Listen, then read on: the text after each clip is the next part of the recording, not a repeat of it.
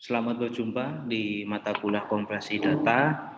Di video kali ini saya akan menjelaskan tentang kompresi data, khususnya file gambar dengan teknik discrete consent transform ya, atau yang lebih mudahnya kita kenal dengan nama DCT. Di sini saya masih menggunakan platform Python ya untuk mengolah kompresi datanya nantinya ya. Di sini yang pertama yaitu pemanggilan library OpenCV. OpenCV ini yaitu CV2 ini library-nya OpenCV. Kemudian NumPy ini digunakan untuk menampilkan array-nya. Kemudian ada Matplotlib ini untuk visualisasi gambar nantinya. Selanjutnya kita panggil dulu file aslinya. File asli saya ini ada di folder image udb_world.jpg ya.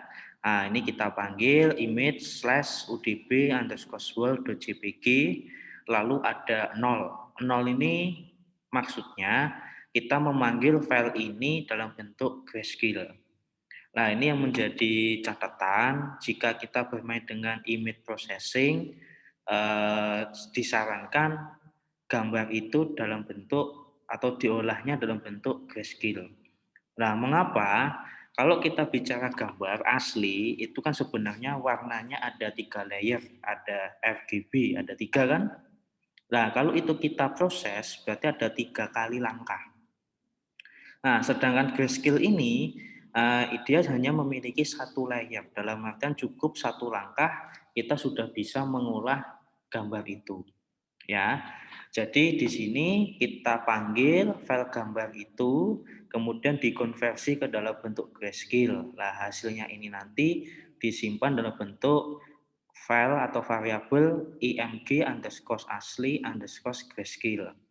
Nah, kemudian dari file ini kita ekstrak dalam bentuk float ya. Nah, hasilnya ini array float-nya. Ini untuk file asli yang dalam bentuk grayscale tadi. Nah, selanjutnya kita proses file itu dengan teknik DCT ya. Nah, nih jadi kita proses dalam artian proses ini DCT yaitu dasarnya yaitu transformasi file ya. Nah, ini jadi file yang sudah dalam bentuk float tadi, kita proses transformasinya dengan DCT, disimpan ke img_dct. Nah, hasilnya ini yang semula file asli grayscale ini ya, ini dapat dilihat 141 ini ditransformasi menjadi 13,5, 9,6 dan seterusnya. Nah, setelah kita konversi ke DCT ini, kita lanjutkan yaitu kita invest ya.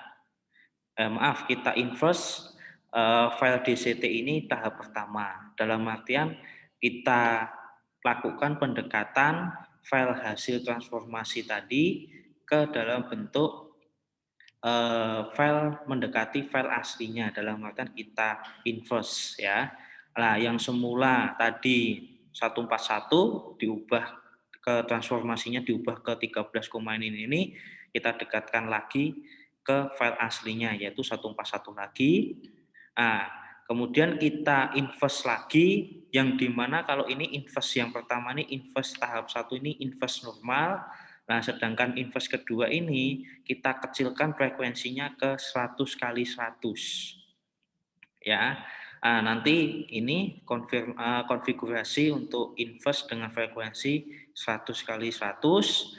Kemudian kita invest, proses investnya itu di ini CV2 IDCT, invest discrete consent transform. Ini tem 2 itu sudah kita isi dengan 100 kali 100. Hasilnya disimpan ke img_idct2 ya.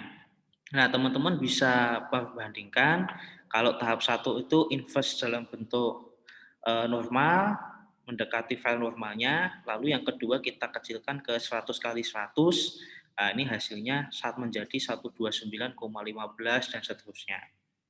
Nah, kemudian kita simpan seluruh filenya. Nah, di sini teman-teman nanti bisa cek di sesnya.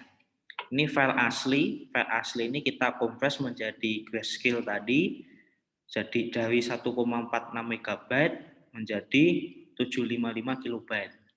Nah, kita transformasi, ini ya, file transformasi yang pertama, ini 844 kilobyte, jadi malah menjadi besar. Nah, kita dekatkan kita inverse ke file mendekati file aslinya, otomatis filenya ukurannya kembali hampir sama ke file asli grayscale tadi.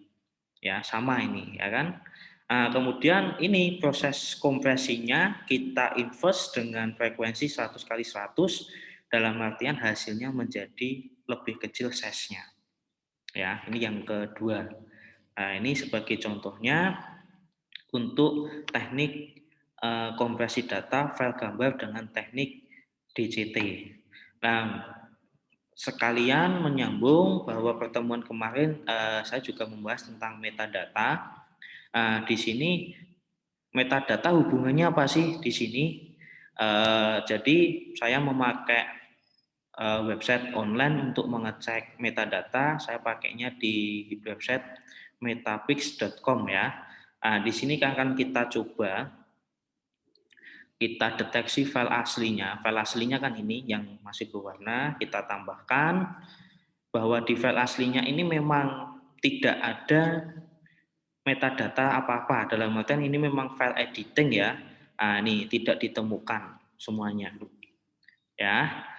Kemudian kita ubah ke grayscale tadi. Ini file grayscale.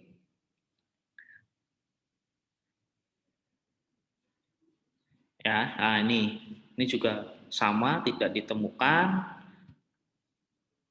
Atau yang terakhir kita ke file yang hasil kompresnya. Ya, ini file hasil kompresnya yang sudah di-inverse tahap kedua tadi dengan frekuensi 100 kali 100. Nah, ini juga tidak ada. Nah, di sini menyambung dengan pembahasan metadata kemarin, bahwa sekali lagi di sini kompresi data, contohnya file gambar, yang kita kompres itu memang betul-betul dalam artian layer pixel gambar itu, ya. Jadi bukan metadata di sini, ya. Nah, ini metadatanya yang file aslinya kan tidak ada sama sekali, bisa kita tetap kompres. Karena yang dikompres di sini, teman-teman bisa cek yang dikompres di sini apa? Ya ini pixel gambar itu. Nah, kita bisa cek lagi, misalkan ini kan 100 kali 100, coba kita kecilkan menjadi 50. Ya, 50 kali 50. Nah, kalau ini kecil harusnya filenya nanti ukurannya semakin kecil ya. Semakin kecil. Nah, ini kita kompres. Nah, ini tadi 141 menjadi 118. Nah, di sini teman-teman bisa cek bahwa sebelumnya kan 755 menjadi 727. Nah, ini 727 masih 100 kali 100 ya. Nah, semisal ini 50 kali 50 bagaimana? Nah, kita simpan dulu file gambarnya. Oke, sudah kita simpan. Teman-teman tadi 755 menjadi 727, sekarang dengan frekuensi lebih kecil menjadi 699 kilobyte. Jadi sekali lagi di sini yang kita kompres betul-betul pixel gambarnya, ya. Nah, ini bisa kita kecilkan lagi nanti kalau sesuai keinginan kita. Nah, hasilnya bagaimana perbedaannya? Perbedaannya kita buka ya. Oke, kita buka file tersebut ya. Nih dari sini, nah ini sayangnya, bentar. Nah, nih saya kecilkan. Ini kalau dengan frekuensi 50 kali 50 bisa kita bandingkan ketika file aslinya grayscale ya. Nah, ini file aslinya grayscale, kita kompres dengan DCT tadi dengan inverse frekuensinya 50 kali 50. Nah, seperti ini. Ya. Nah, inilah konversi data file gambar dengan teknik DCT. Mungkin dari saya cukup sekian. Terima kasih. Selalu jaga kesehatannya.